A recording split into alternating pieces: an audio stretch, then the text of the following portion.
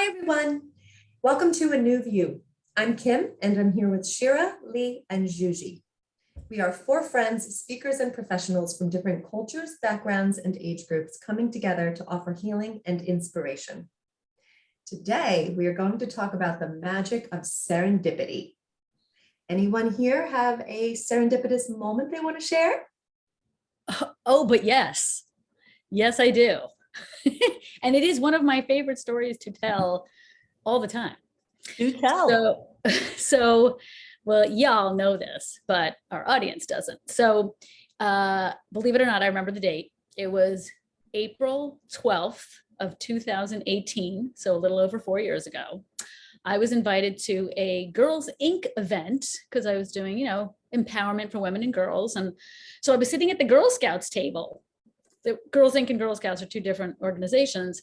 And I was looking through the playbill, listen to me, the agenda. And I saw, keynote speaker. And then this person comes on and does the keynote speech. And I was like, wow, I really, really enjoyed that speech. I have to go introduce myself.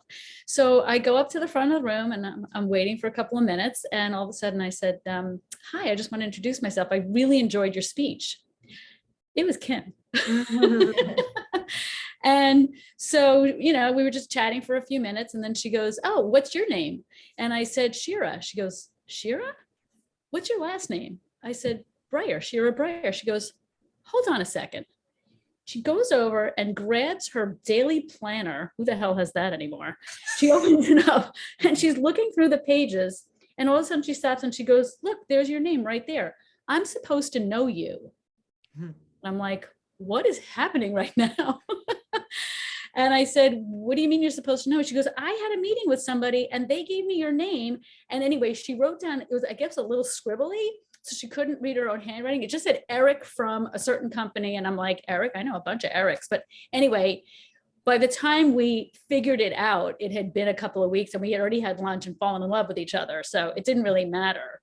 But that's how you and I met. And I was just like, holy shit, like that's our line. I'm supposed to know you. You certainly are supposed to know me, girl. There you go. That was the absolute best moment. I'll never forget that. I love this topic so much because it's so cool when you're looking for something, like no matter what it is, like you're looking for something to happen or you're looking for something in your life. And then you stumble on something else that's even better or works out better for you or is more beneficial for you in some way or makes you even happier than you like that other thing would. Or it's so incredible. Like I find it just fascinating. I really do. And they say that serendipity is a skill. I want to get better at it. Yeah, they do. It's very interesting. I've been reading a lot about like juxtaposition and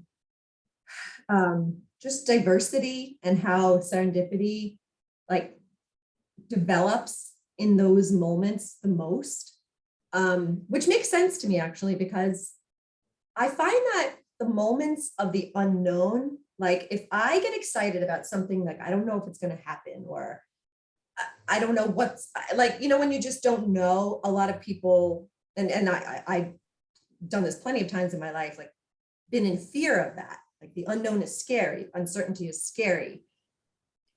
But there's also excitement in the unknown. And there's also like this feeling of like, wow, well, what could happen? And there's really a choice there, to live your life or try as much as possible to like look for those unknown moments or just like be excited about what's coming versus being scared to death of it and then ending up sort of being in your own way because you're just, that fear is like not attracting that thing you want so bad or that experience or whatever it is. So I experienced this with acting actually years ago. I just remember always being excited to have an opportunity to audition where a lot of my classmates were like desperate for the work or for the money and they would be devastated. And it was like, they would go into this audition just with, I think just like not the right attitude, like just like, I got to get this, if I don't get this, I'm going to die. Like I need this job and da, da, da, where I would just go into it looking, and maybe because I was acting like a little older in my life, I was a little more mature, but I would always look at it like, and I'm grateful that I felt this way. I don't know what made me feel this way. I think I just didn't rely on it as a job. So that's probably why. But I just would look at it like, I had the opportunity to act today. Like this could be a lot of fun. A job could come out of this. That'd be cool. Like I just kind of, I don't know. And then I'd be like so pleasantly surprised when I'd get the job, and I'd just be like, look what just happened. Oh my God, it's so cool. I don't know. I try to live my life like that. Like I try to attract more serendipity by getting excited about the unknown. Love it. Well, you guys know that I do something called human design. I try not to bring it up every episode. But there is, something in my chart that says that I have serendipity. And what that really means is being at the right place at the right time. But what it doesn't mean is controlling being in the right place at the right time. So it does require a lot of trust. It does require a lot of letting go, which we've talked about. We've talked about trust. We've talked about manifesting. We've talked about allowing. And all of those things are encompassed in serendipity, because when you don't fear the unknown, which that is a skill, Kim, I definitely agree with that. And you just allow life to take you where it's meant to go, then, you can find yourself in these very aligned situations where you're just like, I don't know how, but everything just lined up. And it's not just one thing. It's like the puzzle pieces all just came together to form this whole new way of being. Like, I feel that way about how I came to be in California. Like I just got invited here for a couple of weeks, and like one thing after another just came together for me to have this lease, which doesn't seem like that like big of a deal, but like it's very hard to rent a place here because there's so few places to rent. And it was like the dream place that everybody wanted. And I happened to know the landlord personally. And then I was already in Seattle when I was like applying for it. And she was like, I'll be in Seattle next week. I can just come over and you can sign the lease. And it was just like one thing after another just lined up for me to be here. And not just that, but like I had met my husband in this very serendipitous way. Like we met on a dating app, and apparently, which I didn't know, obviously for a long time, he had screenshot my profile photo and like showed it to his best friend and was like, I don't know what it is about this woman, but there's something magical about her. And like, I need to know her. And then like the next day I messaged him. And I never message anyone on dating apps. So when he got that message from me, he was like, what? Hi, let's get together.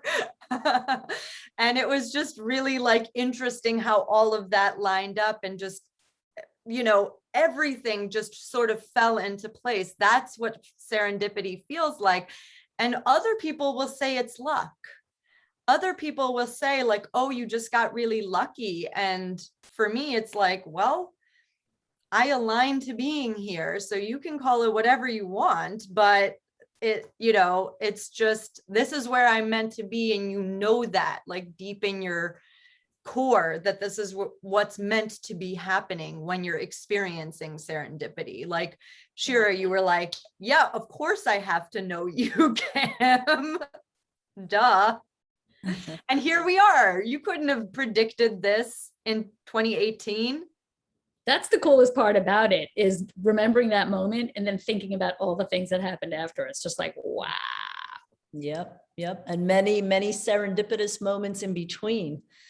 Yeah, so, Juju, you were mentioning how people think of it as luck. I think by definition, serendipity is supposed to be luck or good luck, by happenstance. Kind of like finding a $10 bill in an old jacket you used to wear or whatever. But on a bigger level, I think of it as kind of like the magic of manifesting. And if you are in that mindset, and if you set up the conditions in your life and around you as such, where you are, where you're more exposed to situations and experiences, and you do go out on that ledge, and you do, put yourself in that unknown, like Kim said, more often, there are going to be more instances where you're going to experience serendipity. And if you're open to it, I think if you're receptive to getting something like that, and again, I'm looping back once again to awareness, because this comes up almost in every single episode. So when you are in it and your head is in it, and this is where, you have deliberately, you are thinking about certain things that you want in your life and people that you want to attract towards you, I think that's when serendipity comes up. Because every time we do manifest something, it is kind of serendipitous, isn't it? Well, it's funny because the three words that sort of pop into my head when I think about serendipity, because you guys remember The Secret, right? Just a lot of people misinterpreted that and were like, oh, all I have to do is change my thoughts and then my whole life just falls into place. It's like, no. I have three words that come to my mind. One is intention, the second is action, and the third is patience.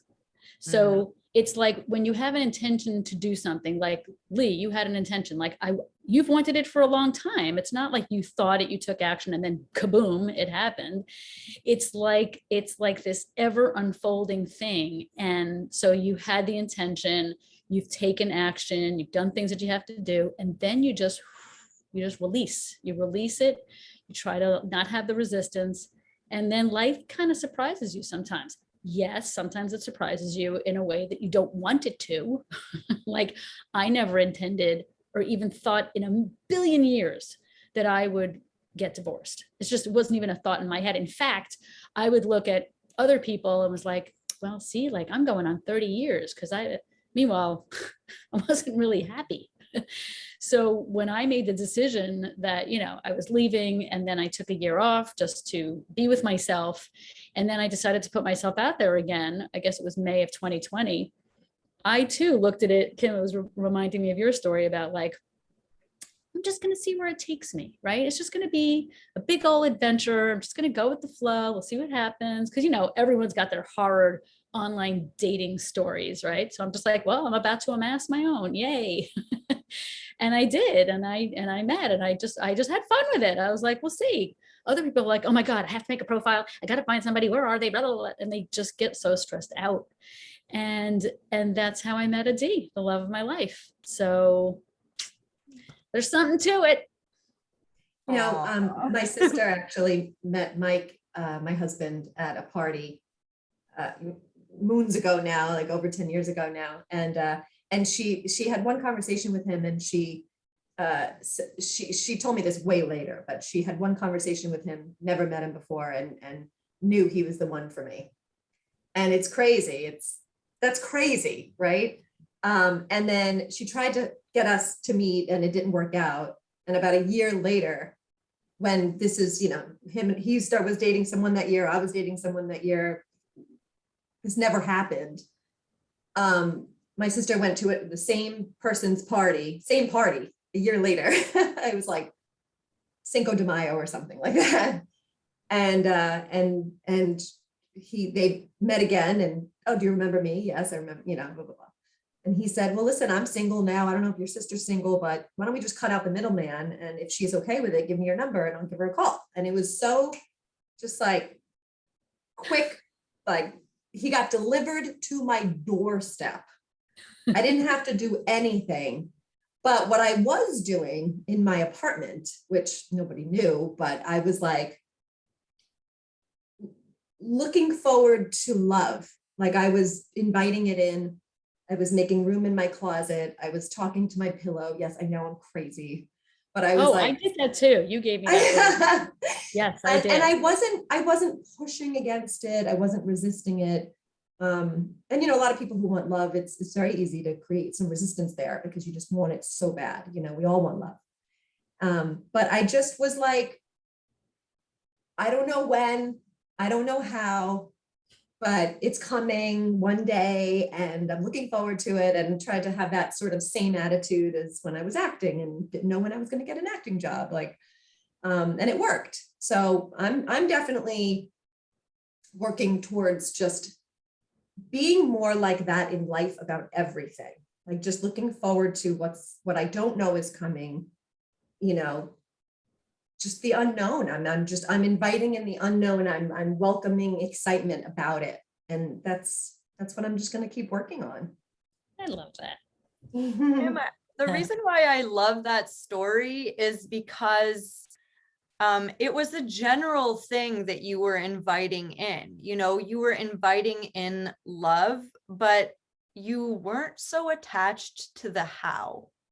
And that's something that I feel is really difficult for us as human beings when we want something, because some people say that manifestation, meaning wanting something, means that you already have it.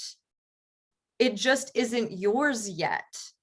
And so it's not wrong to want something, because if you want it, it means your soul aligns to that thing. It's just our mind gets really bogged down with the how. And so I think that that's something that I really feel you let go. Like, I don't know how it's going to happen. And then, like you said, he was literally hand delivered to you. Like, you weren't like, I need my sister to go to a Cinco de Mayo party and meet this guy and give him my number, you know, and like, one of the things that I want to say about this home now is that, like, I was like, I want a place where I feel settled. I want a place that feels like my own. I want a place where I feel at peace. And because I was living in New York for so long, I thought it was in New York, you know? So the only thing my mind could picture is living in New York. And because I wasn't leaving room for anything else for a really long time, that seemed like an impossibility. And once I sort of let go of where that was and how it was going to come to me, and the how had to go. It had to go. Juji, I remember when you were leaving to go to California, and you said to me in a conversation, you're like, I don't know why, but I'm like, I don't know what's going to happen in this place over on the West Coast, but you believed something was going to happen. You were like, I don't know what's going to happen. I don't know where my life is going. I don't know why I'm meant to go, but like something's there waiting for me. I just feel it. You felt it. Mm-hmm. Yeah. And that's probably intuition, which we need to do an episode on that. Did. But I was going to say the whole feeling thing is really, really important, because when we think about either ourselves younger, or I even see it in my daughter, where it's just this like holding on to like, you know, you create something and then you put it out in the world and it's like, this has to happen. This has to happen. This has to what? This has to explode. This has to become popular. This has to make me money. This has to like the minute you, to me, that's resistance, because that means you're trying to control and you absolutely can't. But visualization and feeling, like I have had visualizations, Kim, you helped me with this, with the talking to your pillow thing and making room in my apartment for another person. And then just closing your eyes and visualizing how it will feel to have a person who is respectful and you have, you know, mutual admiration for, and you can have like, you know, conversations that result in, you know, something. Like I used to have a lot of circular conversations that never netted out to anything. And I was just like, no, I need to be with someone who is affectionate and caring and whatever the adjectives are, and then actually feel what it would feel like to do that. Because that's focusing on what you want. A lot of us focus on what we don't want. Oh my God, if this doesn't happen, then it's going to suck. And you know what I mean? So there's just that, it's so simple, but it's not easy. And I love that with serendipity, it always feels so much better than you ever could have expected. that conversation, Shira, with your new boyfriend, it feels so much better than you ever could have expected it to feel, Oh, right? yeah. 100%. Like being 100%. with Mike feels so much better than like the way it felt with my pillow, even though that felt pretty great. Oh, yeah. You still have that pillow, by the way? Mike is better than an inanimate object. Was it a full length body pillow? I want to know. Inquiry minds want to know. Mike's like, thanks a lot. That was so funny. Oh, gosh. But yeah, Shira, to your point about kind of surrendering, and to your point, Juji, about not being attached to it, and visualization and all of this stuff, like we said, it's all a part of serendipity, and having that emotion. And I think I've mentioned before how they say that, based on the law of attraction, and to really get something to come into your life and happen and manifest it, you do have to have an emotion attached to it. So yes, thinking about what you do want as opposed to what you don't want, because when we focus on the condition itself that we don't want, and so often, we're all guilty of that, and myself included, it's when you're thinking about the issue or the problem, that is when things are not going to happen. You kind of have to revert your thoughts and then revert those further into feelings. And that is a skill. That is such a deep practice. For sure. And yeah, but they say it works. Hey, if I hadn't met Kim, I wouldn't have met Lee, and I would have met Juji, and this wouldn't have happened. And it's so yummy. Yeah. And my meeting Kim, it was supposed to happen over like 2 years. I was told about Kim by a really good mutual friend of ours. And she said to me, you got to meet Kim. You guys are going to just get along so well. You're just, and I was like, I have enough friends right now. I don't have the time. I just didn't, there were so many things going on. And then I was sorry, Kim, I'm busy. I can't see you. And I was told this several times over the span. And I was like, yeah, no, I'm into it. I would love to meet her. I just kind of wanted her to just be there. It was going to be too much energy to like call and make a plan and set it up. But once we did, it was no looking back. Well, I think everybody here can see that like Kim is the glue that holds us all together. So I feel like I'm going to tell my Kim story, which is that we met at Landmark and we were in a program where we were doing a community project, and we all had to get up and say what our community project is. And I said, I want to create a program to help young girls with their self-esteem. And it was like a tornado whirlwind, because Kim had to catch the Long Island Railroad to go home. So she basically came up to me, dropped her card in my lap. And before I could even like look around, I was like, what is this? And it said the Love Group. And of course I went home and Googled it right away. And I was like, holy smokes, this woman is already doing everything I want to do. Like what is going on? And so we had a phone call where we fell in love with each other. And then we had coffee for like 5 hours. And the rest is history. But I was just like, who even just dropped this card in my lap? Like I literally could not remember your face. It was so quick. So when we finally met up, I was like, oh yeah. And here we are 108 episodes later. Yes. Yeah. And I got to say the 5 hour thing, I mean, that really applies to when we all talk or get together, forget it. Yeah. Hours, which there are so many serendipitous moments in the creation of the Love Group, and every single one of you ladies, all of our friendships that have developed out of that, this show, a million other things. I can't even, we could be talking for like 3 hours.